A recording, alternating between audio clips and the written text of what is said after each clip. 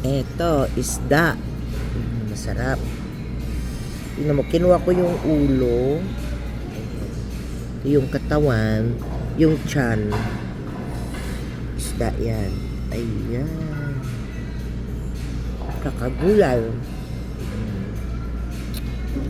Ako, sobrang angang naman na isda ito.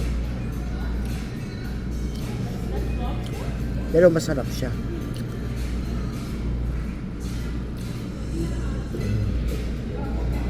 Sobra palang anghang. Ay, ay. Grabe. Sobrang anghang tong isda na to.